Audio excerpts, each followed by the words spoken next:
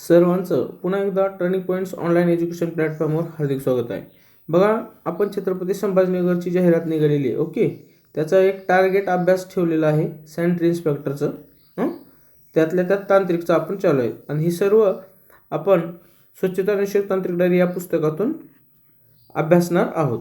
बघा, आज आहे दिवस 5वा. ओके, म्हणजे भलेही तुम्ही कुठले ह्याला टार्गेट केलं न केलं, सॅनिटरी इन्स्पेक्टरसाठी काय अभ्यास करायचा आहे, कसा अभ्यास करायचा, ह्या अनुषंगाने हे व्हिडिओ तुम्हाला 101% फायदेशीर ठरतील. ओके, आज आहे डे 5 आणि आज तुम्हाला जो अभ्यासक्रम दिलेला आहे तो प्रकरण 5 मधील उपघटक 2 आहेत, त्यामध्ये जीवनसत्वे आणि खनिज द्रव्ये.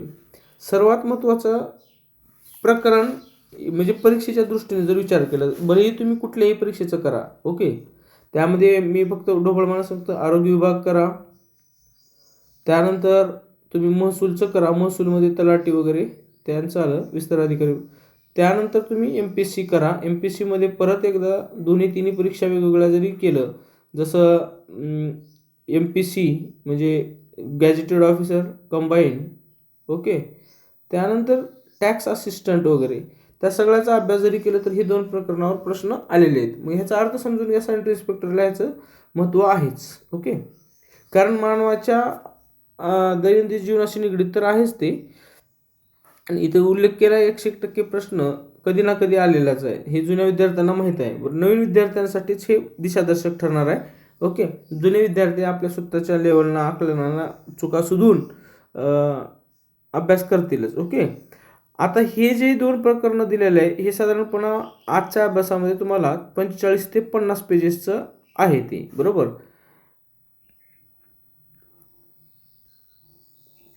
चार 48 पेजेसचं आजचा अभ्यास आहे. त्या अंदाजे तसंच ठेवला होता, काल 23 पेजेस होतं. परंतु हे अभ्यास करत असताना तुमचा तो गोल्डन आवर आहे. गोल्डन आवर म्हणजे काय माहिती आहे का, त्या गोल्डन आवरमध्ये प्रत्येकाचा एक गोल्डन आवर असतो. कोणाचा सकाळी असतो, कोणाचा पाट्टा असतो, कोणाचा दुपारी असतो, कोणाचा 10 वाजता असतो, कोणाचा रात्री असतो, कोणाचा सायंकाळी असतो. जे गोल्डन आवर आहे त्या गोल्डन आवरमध्ये मोस्टली ह्याचा अभ्यास करायचा, म्हणजे तिथं कॉन्सन्ट्रेशन करायचं नवीन विद्यार्थ्यांनी. ओके, आणि हे एक गोष्ट लक्षात ठेवायची, ज्यावेळेस मी गोल्डन आवर म्हणेल त्यावेळेस ते वाचायचंच आहे. हे प्रकरण सोपं आहे. सोप्या असलेले प्रकरण तुम्हाला आउट ऑफ मार्क देतात आणि ह्याची चूक म्हणजे स्पर्धा परीक्षेच्या बाहेर आणि नोकरीची संधी हुकली, हे लक्षात ठेवायचं आहे. ओके, अभ्यास करायची पद्धत, हे प्रकरण पूर्ण वाचायचं आहे. पुन्हा सुरुवातीला यायचं. सुरुवातीला आल्यानंतर तुम्हाला प्रत्येक प्रश्नाला PYQ बनवायचे.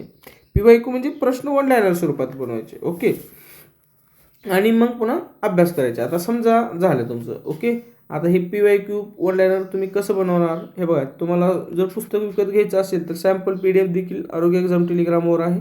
त्यानंतर सॅनिटरी इन्स्पेक्टरचा कोर्स देखील आपण लॉन्च केलेला आहे, त्यात PYQ आहेत. ओके, जमलं तर आता मी टेस्ट पण अपलोड करायचा प्रयत्न करणार आहे. घटकनीय आहेत, प्रिव्हियस इयर आहेत, जेवढे होतील आहेत संभाव्य. आणि विशेष म्हणजे तुम्ही एका ठिकाणी नाही, RRB मलेरियाला वगैरे पात्र आहे त्या ठिकाणी पण तिथं परीक्षा देऊ शकताय. ओके, आता हे ह्या दृष्टीनं महत्त्वाचं आहे. सॅनिटरी इन्स्पेक्टरची फी दुसरीकडे 799 499 असे असली तरी व्हिडिओसह नोट्स फक्त तुम्हाला हे फक्त वाचण्याला मिळतील, कारण पुस्तकाचेच नोट्स मी तिथं अवेलेबल करून दिलेलं आहे. ओके, अटेम्प्ट अनलिमिटेड दिले आहे, व्हॅलिडिटी 1 वर्षाची दिलेली आहे. ओके, काही अडचण असेल तर ह्याच्यावर करा. आता मुद्दा राहिला अभ्यास कसं करायचा आहे. परत एकदा वारंवार, कारण प्रत्येक विद्यार्थी प्रत्येक व्हिडिओ बघतोच असं नाही, प्रत्येक वेळेस नवीन विद्यार्थी असतो, बरोबर. ह्या प्रत्येक पुस्तकामध्ये प्रत्येक प्रकरणाला काही वेळेस मी चार्ट दिलेला आहे. चार्ट द्यायचं एक कारण काय माहिती आहे का, ती समजून घ्यायचं त्या गोष्टीला महत्त्व आहे. ओके, आणि पुस्तक जर लेंदी म्हणजे जास्त जड नाही आहे. ओके, आता जर समजा विटॅमिनच्या बाबतीत तुम्ही म्हणाल विटॅमिन. ओके, मग मी इथे चार्ट केलेले आहे. स्निग्ध पदार्थात विरघळणारे, पाण्यात विरघळणारे, त्या चार्टला बघायचे. नवीन विद्यार्थ्यांना समजून घ्यायचं आहे की नेमकं ही चार्ट देताना असं का दिलेलं आहे. त्या फॅट सोल्युबल विटॅमिन्स कोणते आहेत, बरोबर, ADEK. मग त्याचं शास्त्रीय नाव मी त्या पानावर दिलेलं आहे, जसं पान नंबर 182वर मी हे दिलेलं आहे. पाठ करायचे, हे 2 पाठ करायचे. पाण्यात विरघळणाऱ्यामध्ये B आणि C आहे. B कॉम्प्लेक्स, आता भाऊ विटॅमिनमध्ये B कॉम्प्लेक्सचे नावं लक्षात ठेवणं तुम्हाला गरजेचं आहे. B1 B2 B3, त्यानंतर B4 नाही आहे, B5 आहे, B6 आहे, B7 आहे, परत 8 नाही आहे, 9 आणि 12 आहे. 10 आणि 11 नाही. हे बी कॉम्प्लेक्सचे प्रत्येकाचे नाव लक्षात ठेवायचे, बरोबर. त्यानंतर विटॅमिनचे श्रेणी प्रकार लक्षात ठेवायचे. हां, आता प्रत्येक ज्यावेळेस तुमचं हे ढोबळमानाचा अभ्यास झाला त्यावेळेस तुम्हाला ए विटॅमिन आहे. ए विटॅमिन च्या ह्याच्यामध्ये अभावामुळे किंवा कमतरतेमुळे होणारे आजार लक्षात ठेवायचे, अधिक्यामुळे होणारे आजार लक्षात ठेवायचे. ओके, हे अशा प्रकारे लक्षात ठेवायचे तुम्हाला. आणि एक लक्षात घ्या, विटॅमिन एमध्ये जे आजार दिलेले आहेत त्या आजारावर खूपच छान पद्धतीनं मी मांडणी केलेली आहे आणि ते वाचायचं आहे तुम्हाला. ओके, आणि अभ्यास तुम्हाला सांगतो, पुस्तक लिहित असताना एवढं लिहिलेलं ही 6वी म्हणजे सेंट इन्स्पेक्टरची खूप मेहनत करून लिहिलेलं आहे. त्या मेहनतीला यश केव्हा येईल, ज्यावेळेस तुम्ही नोकरीला कुठं ना कुठं लागाल. ओके, खूप दिलेलं आहे. त्वचेचे वर्ण, त्यानंतर लस किती द्यायचं आहे ते पण दिलेलं आहे. ओके, बी कॉम्प्लेक्सचं पूर्ण चार्ट व्यवस्थितरित्या दिलेलं आहे. त्यानंतर प्रत्येक चार्टमध्ये आता B1, B2, B3, त्यानंतर B5, B6 ह्याचे जीवनसत्वे, त्यानंतर म्हणजे ही जीवनसत्वाचे जे प्रकार आहेत त्या प्रकाराबद्दल सगळ्यात माहिती व्यवस्थित दिलेली आहे. त्यानंतर त्यांचे आवश्यकता देखील विटॅमिनचे लक्षात ठेवायचे आहे. आवश्यकतावर आणि महत्त्व हे काय माहिती आहे का, जर समजा विटॅमिन डी आहे, विटॅमिन डी दातासाठी हाडासाठी महत्त्वाचं, ह्यावर खूप वेळेस प्रश्न आलेला आहे. ओके, हे एक ढोबळमानानं तुम्हाला मी सांगितलं की कशा प्रकारचा अभ्यास करायचा आहे. पुढे एक प्रकारांचं दिलेला आहे मी खनिज द्रव्य. खनिज द्रव्य मात्र खूप महत्त्वाची आहेत, म्हणजे ही 2 प्रकरणं महत्त्वाचीच आहेत.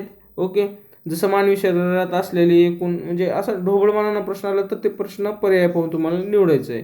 त्यानंतर तुम्हाला खनिज द्रव्याचे प्रकार जे आहेत, मानवी शरीरास आवश्यक असलेले खनिज क्षार किती, एकूण 24. त्या 24च्या ह्याच्यामध्ये असलेले लेस मूलद्रव्ये म्हणजे कमी कॅल्शियम आहे, कॅल्शियमबद्दल फॉस्फरसबद्दल माहिती ठेवायची. सर्वात जास्त कॅल्शियमवर प्रश्न आलेले आहेत. ओके, कॅल्शियमचे महत्त्व, कार्य हे सगळं स्त्रोत लक्षात ठेवायचे. फॉस्फरसवर देखील प्रश्न आलेले आहेत. 24पैकी काही मोजकी जे प्रकरण आहेत त्यावर खूप आलेले आहेत. त्यानंतर आयोडीनवर तर एक आवडता प्रश्न असतो की गलगंड कशाच्या अभावी होतो. ओके, हा झाला एक प्रकार झाला, परंतु आयोडीनवर लक्ष ठेवायचे, आयोडीनचं व्यवस्थित वाचायचं आहे. मग पुन्हा लोहमध्ये मी ना एक हिमोग्लोबिनचं टॉपिक दिलेलं आहे.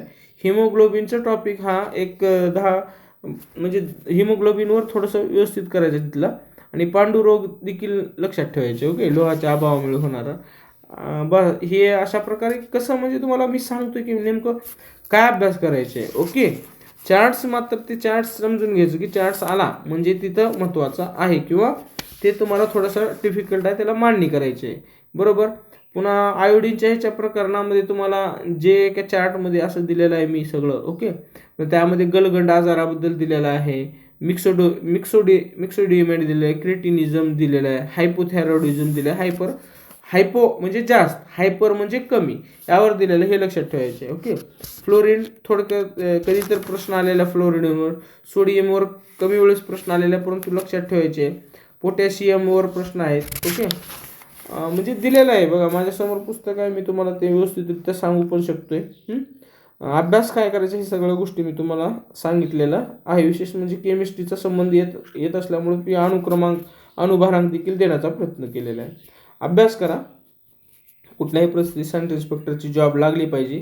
आणि तुम्ही बरेच पूर्व विद्यार्थी आरोग्य सेवकला देखील सार्वजनिक आरोग्याला पात्र आहे, त्यामुळे तुमचं 1-2 अभ्यास होणार आहे, कारण 60 ते 70% अभ्यास हा जवळपास सेम राहणार आहे.